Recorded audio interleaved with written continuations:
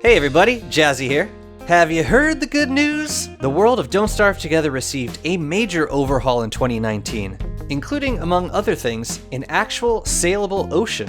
And what's to find out there in the ugly squid, ugly fish, and ugly giant bird-infested waters, you might ask? How about the Lunar Island, a brand new biome added in the Turn of Tides update? The island comes with a very unique set of resources, mobs, and for that matter, basic game mechanics. In lieu of covering everything, which better creators than I have already done, I want to show you what I consider the best ways to take advantage of these new additions. Before I get to that though, I want to answer what is probably the most asked question on my streams. How do you freaking find the Lunar Island?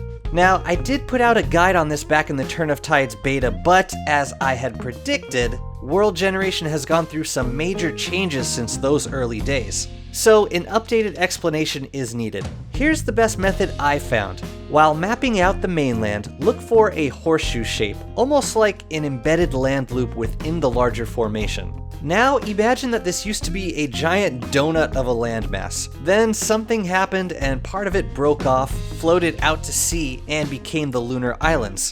Maybe that'll be canon one day, who knows?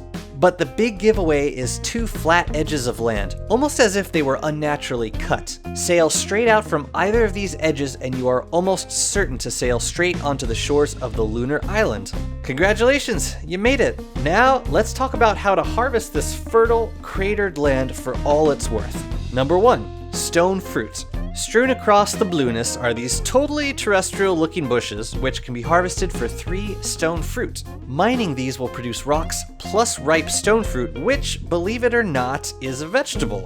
The space avocados have the same nutritional value as carrots, but they spoil in a matter of days, so make plans for them before you beaver all over your rock crop. The bushes grow incredibly fast, like one day, and they will provide loads of food to any player willing to check on them regularly. Now, if you plan to take these home, just know that transplanted bushes will require the occasional fertilization and are susceptible to disease. However, planted sprouting stone fruit will grow into a bush that will not require fertilization, so save those up until you really know where you want them to live. Did I mention you can smash your fatty veggies all through winter? That's right, the bush will still ripen in the frost, but wither in summer. Number 2, anemone. No judge zone, but this may or may not be the way I've pronounced anemone my whole life.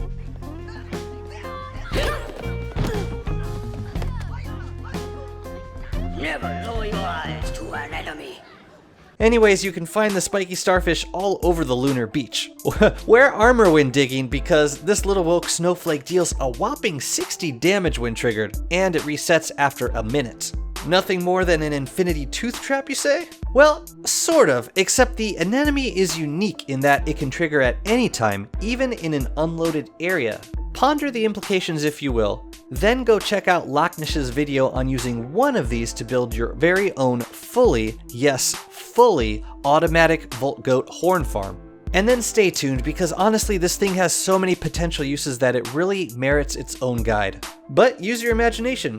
What mobs spawn off screen in exactly the same location every time? Number 3, bull kelp. Walking along the beach, you can easily stroll right past what to me is one of the most overpowered food sources in the game, beached bull kelp. Resist the understandably human urge to channel all of your repressed childhood memories onto the local salamander population. You want to fight with food? Make a damn hambat. These are way too valuable as a year-round food source. You can plant them anywhere in the ocean to create a bull kelp stock, after which you can harvest every 3 days for kelp fronds. Plant them along a shoreline and you can harvest them from land. Super easy vegetable filler for all of your crockpot needs. Ever tried drying kelp on a rack? Yeah, it takes about 2 minutes. Anyone who's made futile attempts at meditation while waiting the 16 minutes for meat to dry might agree. Dried kelp is an excellent, fast and easy alternative for sanity restoration. Number 4, celestial altar. The Lunar Island's very own crafting station. It comes in 3 separate pieces, each one embedded within an inviting formation. Once mined out, they can be carried and assembled at any celestial fissure. Completing the assembly will unlock a number of items in the Celestial Crafting tab. This includes a couple of sketches and a rather expensive recipe for the same turf that you can just dig up on the island. But the crafties that should really enlighten you here are the Moonglass Axe and the Glass Cutter. The former is basically the glass cannon of the axe family. It has fewer uses than a flint axe, but it chops it over twice the efficiency. So a tall evergreen will fall in 6 swings versus 15.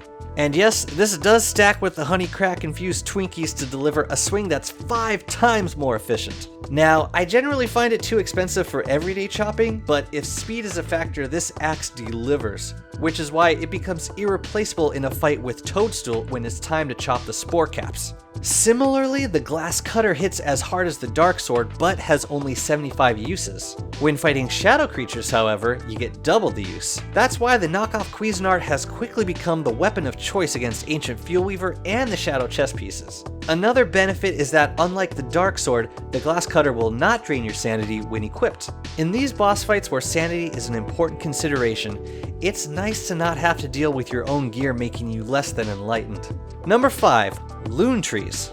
The Lunar Island's native flora includes this pudgy tree, somewhat reminiscent of a cherry blossom with a tumor. The tall version of this takes 16 swings of an axe but drops 4 logs, and the stump can be dug up for another 2. So if you manage to replace your evergreens with these obesities, you can expect a 50% higher return in logs, which in a large farm can be massively substantial over time.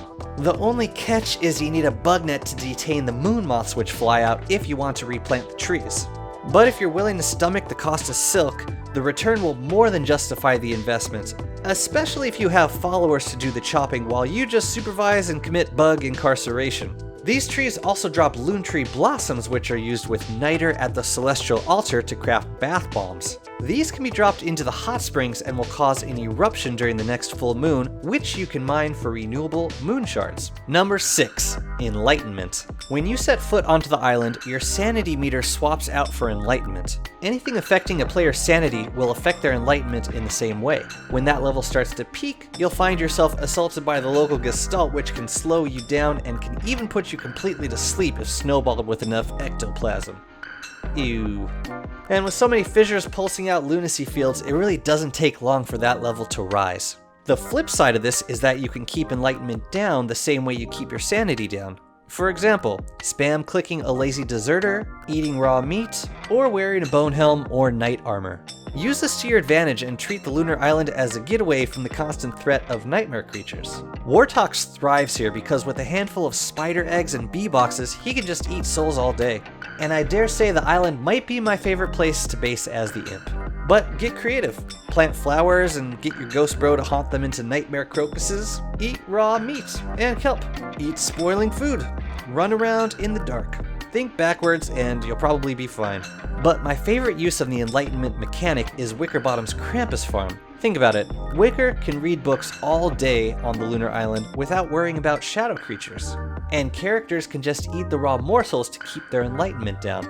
Once you move all the supplies for crafting books over to the island, the setup makes for an amazingly sustainable method for prolonged Krampus grinding. But that's it for my recommendations on how to best utilize these islands to their fullest potential and greatly improve your survival chances in Don't Starve Together. And don't think for a moment that we've seen it all yet. Clay is still developing Return of Them content. She Sells Seashells just dropped this month, almost a year since the Turn of Tides beta. I would be genuinely surprised if the Lunar Islands did not play an essential role in whatever new updates Clay still has planned before Return of Them is finished.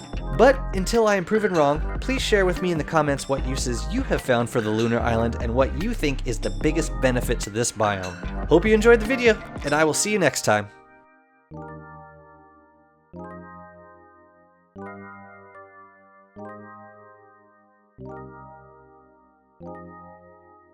Thank you.